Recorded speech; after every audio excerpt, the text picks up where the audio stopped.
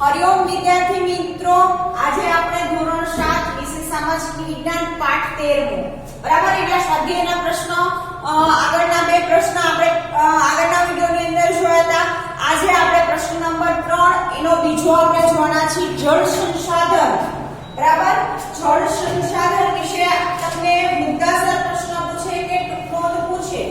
બરાબર, જળ સંસાધનની જાળવણી.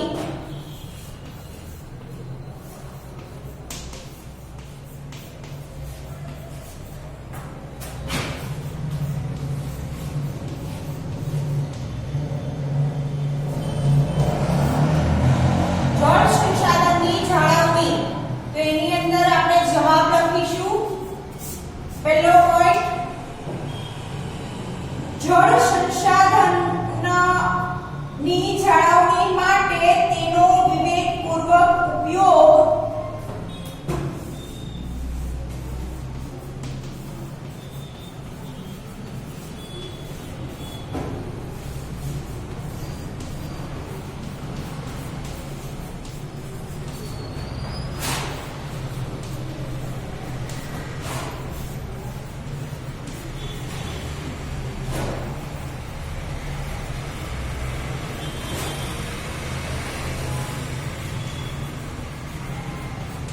વિવેકપૂર્વક ઉપયોગ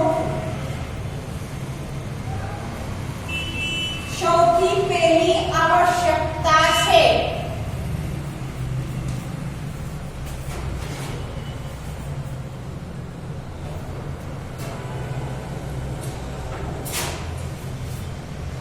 પહેલી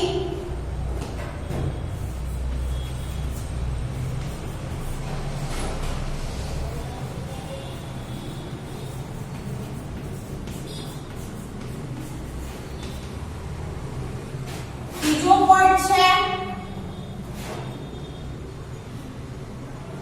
બીજી જરૂર છે જળ સંચયની.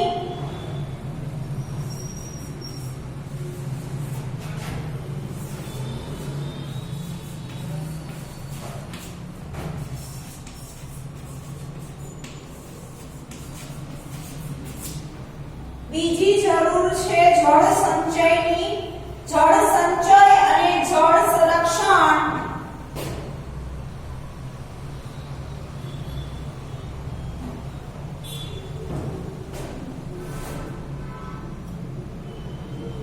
જળ સંચય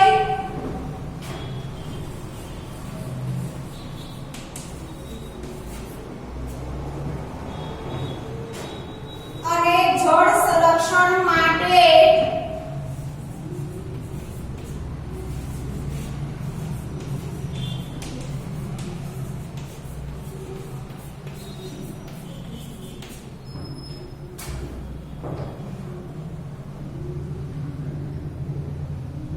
વધુમાં વધુ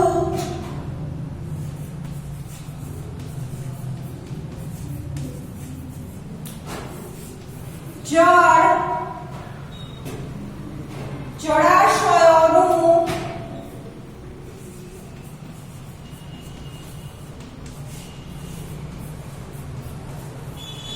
નિર્માણ કરવું જોઈએ.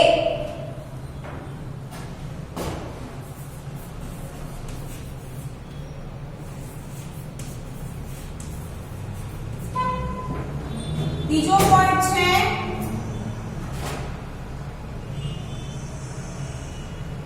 લોકોમાં જાગૃતિ લાવી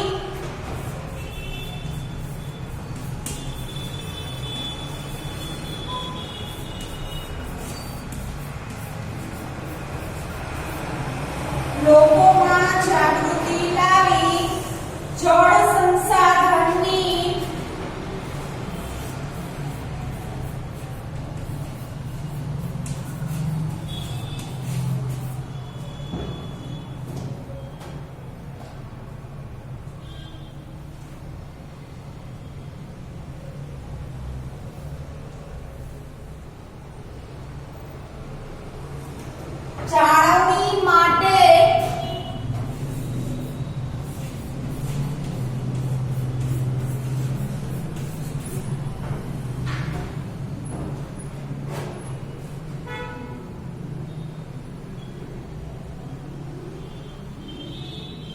લોક ભાગીદારી વધારવી જોઈએ.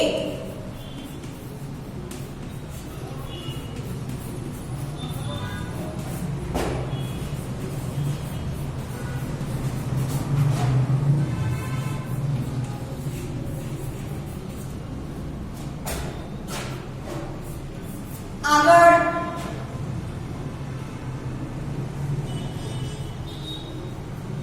બાગ બગીચા શૌચાલય વગેરેમાં વપરાતા પાણીનો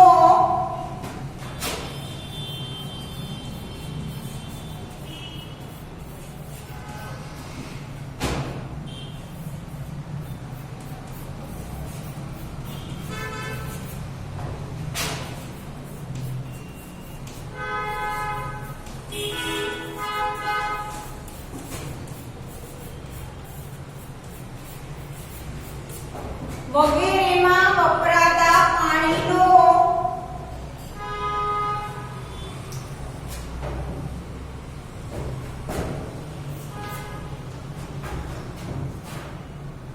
કરકસરપૂર્વક ઉપયોગ કરવો જોઈએ.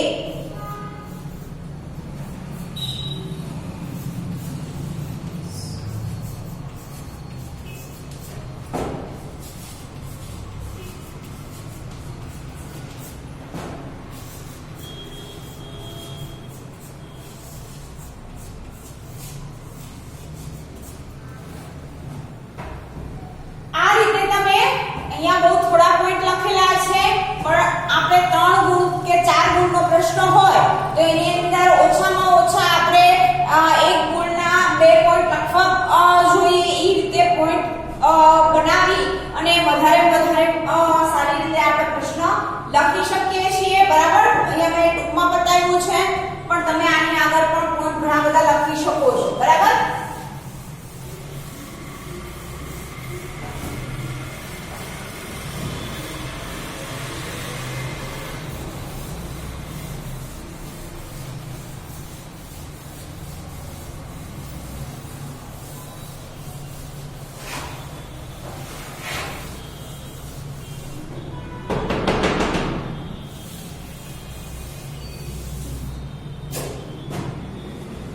ત્રીજું છે ભૂમિ સંસાધન વિશે ટૂંક નોંધ, ચોથું છે અભયારણ્ય વિશે અને પાંચમું છે વન્ય સંરક્ષણ. બરાબર, તો એની આપણે ચર્ચા જ કરીશું કે ભાઈ ભૂમિ સંસાધન વિશે લખવું હોય તો સામાન્ય રીતે આપણે જોઈએ તો પૃથ્વીના પોપડાને આપણું ત્રીજું છે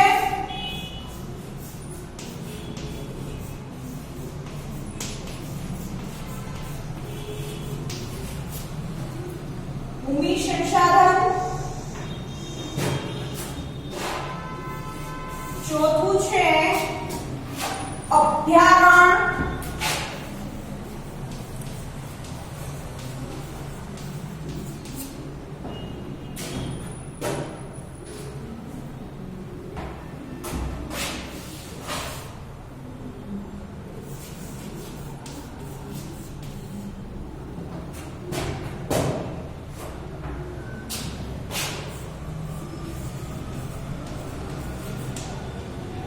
અને પાંચમું છે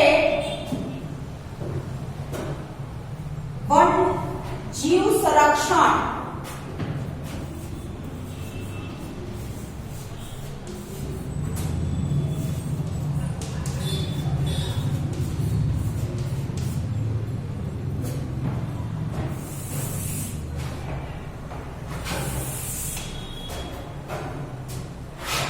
શોર્ટમાં લખું છું, તમારે લોંગ ક્વેશ્ચન ની અંદર લખવાનું છે. પહેલા આપણે ભૂમિ સંસાધનમાં લખીશું કે સામાન્ય રીતે પૃથ્વીના પોપડાના ઉપરના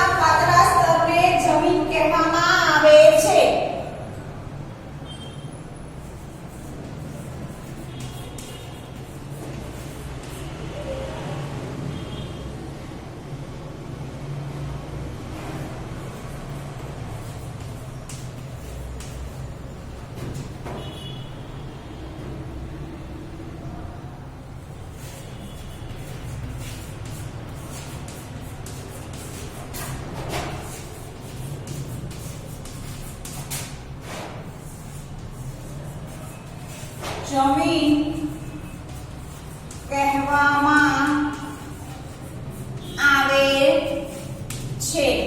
બરાબર, એક પોઈન્ટ લખો. પછી આગળ લખી શકો છો જેની ઉપર વનસ્પતિ ઉગે છે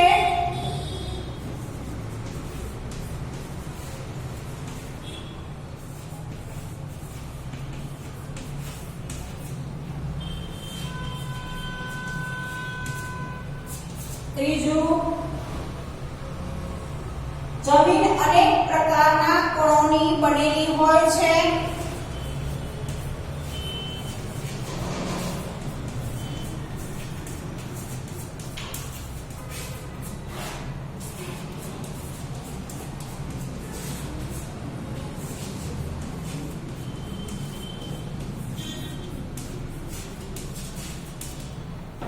બરાબર, આ રીતે તમે અલગ અલગ પોઈન્ટ બનાવી ભૂમિ સંસાધનમાં લખી શકો છો.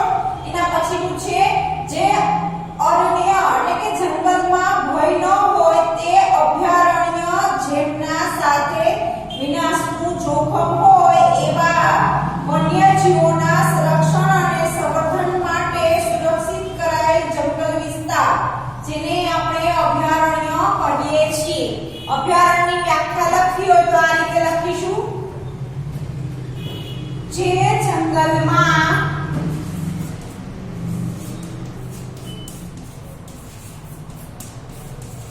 ભય ન હોય તે અભયારણ્ય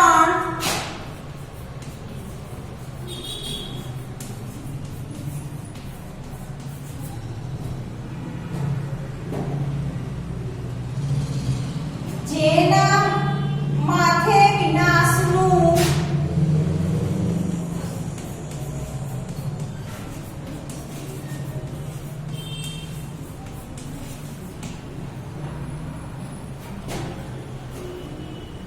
જોખમ હોય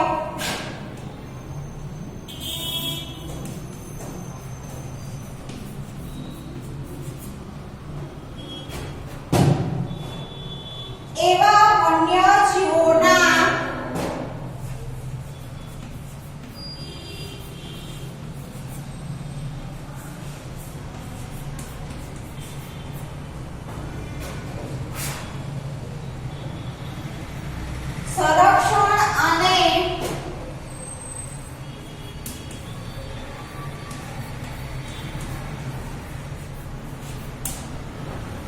સંરક્ષણ અને સંવર્ધન માટે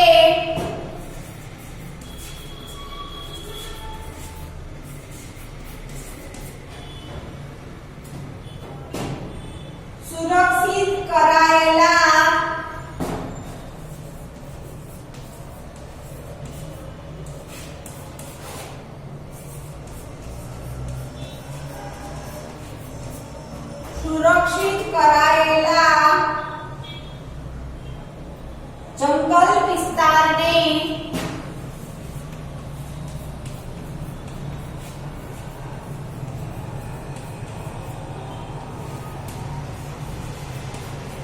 અભયારણ્ય કહે છે. બરાબર, આ રીતે લખી શકો છો. એક એક પોઈન્ટ લખીને ખાલી બતાવું છું.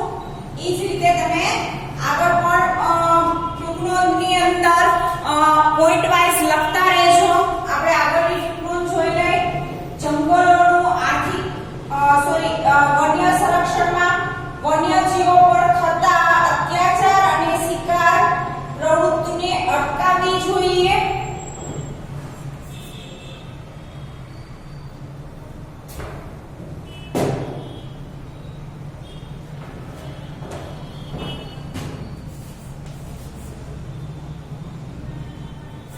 વન્યજીવો પર થતા અત્યાચાર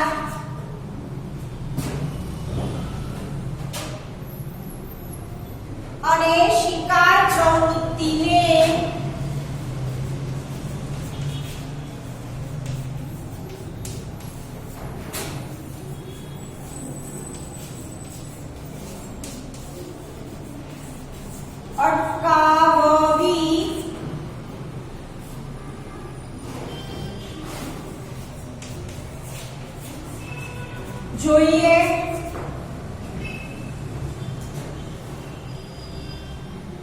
વખત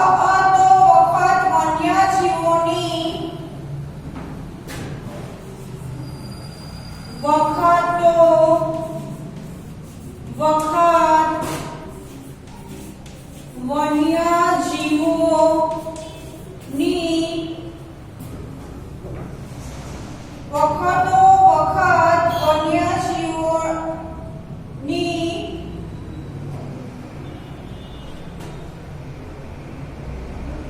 વસ્તી ગણતરી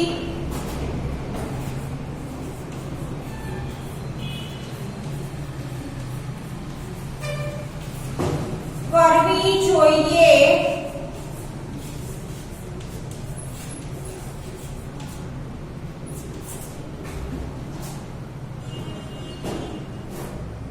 લોકોને વન્યજીવોનું મહત્વ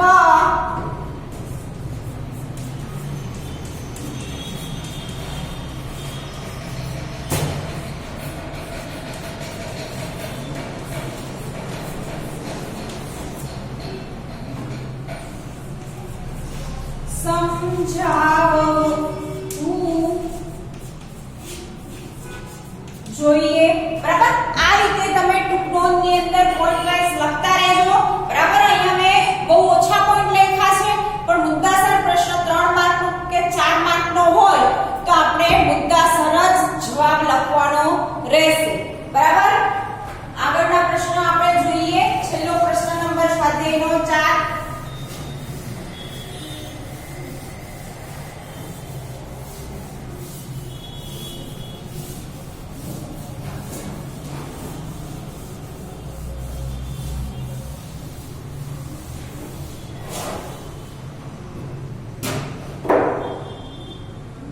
એમાં પ્રશ્ન બ છે. પ્રશ્ન 3 નો બ. મુદ્દાસર જવાબ આપવામાં પહેલો પ્રશ્ન છે, સંસાધન એટલે શું?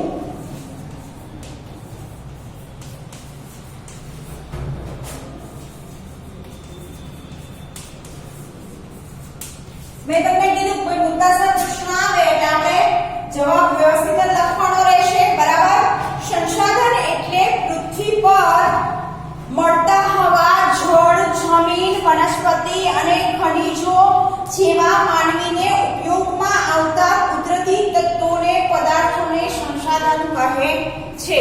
જળ, જમીન, વનસ્પતિ બધી જ વસ્તુઓ આવી જાય છે સંસાધનની અંદર. બરાબર, સંસાધનોની કેટલીક ચોક્કસ વિશિષ્ટતાઓ છે. દરેકની એક એમ કહેવાય કે પોતાની ઓળખ છે. વિશિષ્ટતા એટલે કોઈ ઓળખ છે. ઉપયોગિતાઓ પણ છે, સંસાધનોની મર્યાદાઓ પણ છે. તેનો ઉપયોગ કરવા માટે અનેકવિધ તકનીકો અને ઉપયોગો આપણે કરીએ છીએ. સંસાધનો દેશના અર્થતંત્રની કરોડરજ્જુ છે. બરાબર, આપણે કરોડરજ્જુ પણ કહીએ છીએ. ભાઈ એ સંસાધન ના હોય તો આપણે કોઈ પણ વસ્તુ કરી શકતા નથી. લોકોની શક્તિ અને સમૃદ્ધિનો આધાર સ્તંભ પણ સંસાધનો છે, એવું આપણે લખી શકીએ છીએ. એના પછીનો પોઈન્ટ છે કે જંગલોની આર્થિક સ્થિતિનું મહત્વ. જંગલોની આર્થિક સ્થિતિનું મહત્વ. બીજો પ્રશ્ન છે, જંગલોની આર્થિક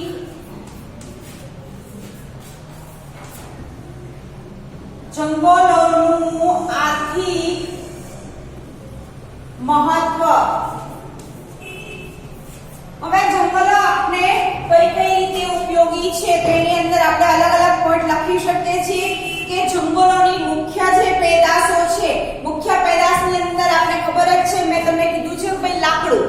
આપણા ઘરની અંદર અસંખ્ય વસ્તુઓ લાકડાની બનેલી છે. બરાબર છે, તો મુખ્ય વસ્તુ લાકડું આપણે જંગલ પૂરું પાડે છે. એ ઉપરાંત આપણે જોઈએ છીએ કે જંગલોમાંથી શાલ, સાલ, સીસમ જેવા મજબૂત ઇમારતી લાકડા પણ મળે છે.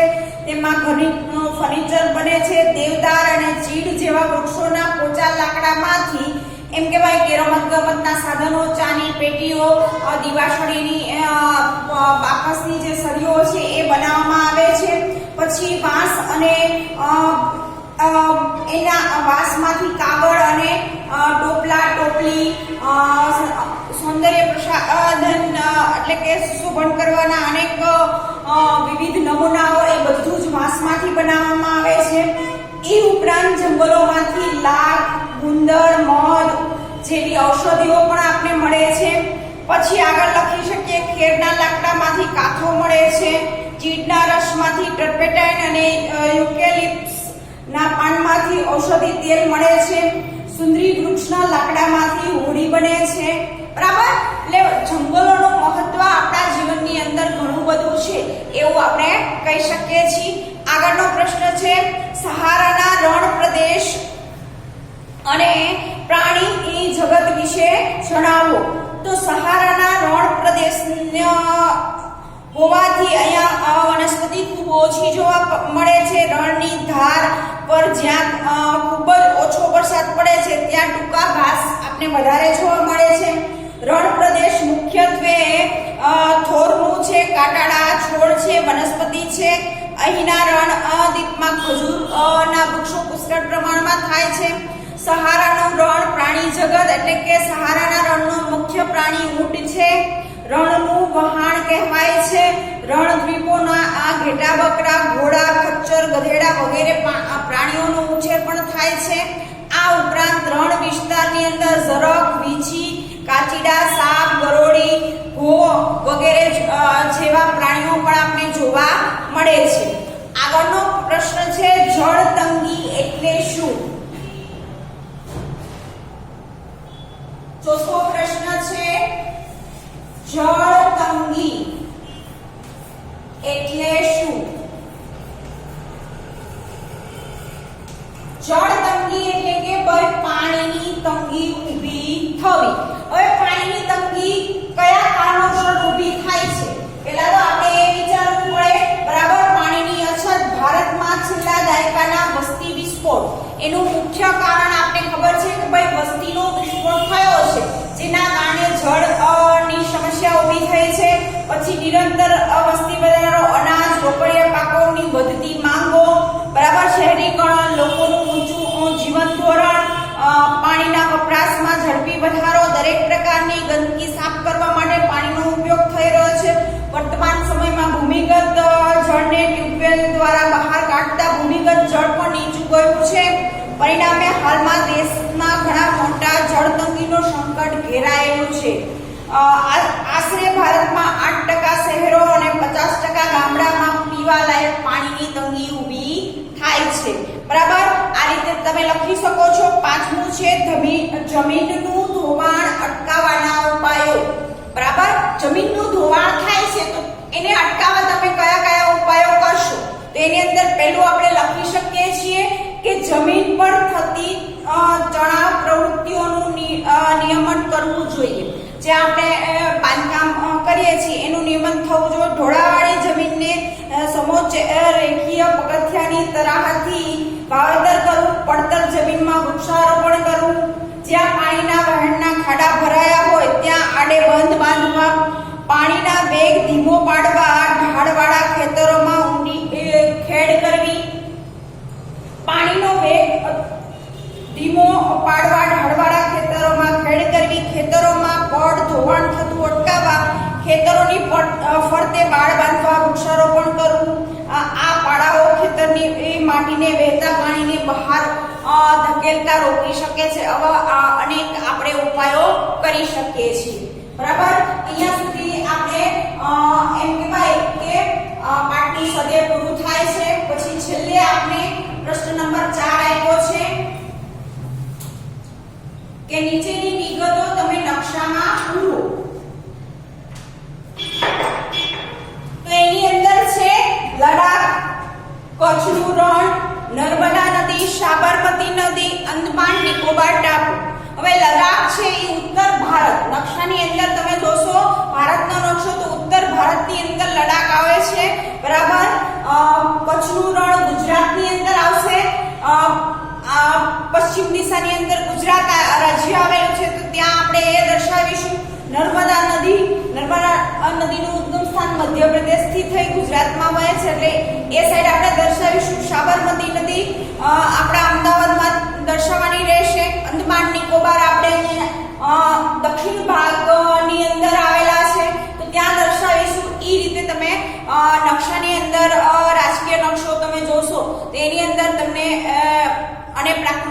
કક્ષો 2 જોશો તો એની અંદર આ વિગતો તમને મળી જશે, તો આસાનીથી તમે પૂરી શકશો. અહીંયા સુધી આપણે આ વિડિયોની અંદર રાખીશું. બરાબર, આપણા 13મા પાઠનું સ્વાધ્યાય અહીંયા કમ્પ્લીટ સમજાવી દીધું છે. ઘરે પણ તમે નોટબુકમાં લખજો. બરાબર, વ્યવસ્થિત રીતે નોટબુકમાં લખી રાખવાનું છે. તમારી નોટબુક જ્યારે પણ સમય આવશે કે ભાઈ સ્કૂલમાં આવશો ત્યારે એ સમયે ચેક થશે, તો ઘરે પણ સ્વાધ્યાય આપણે લખવાનું રાખવાનું છે. તો આ વિડીયોની અંદર અહીંયા સુધી. નમસ્તે.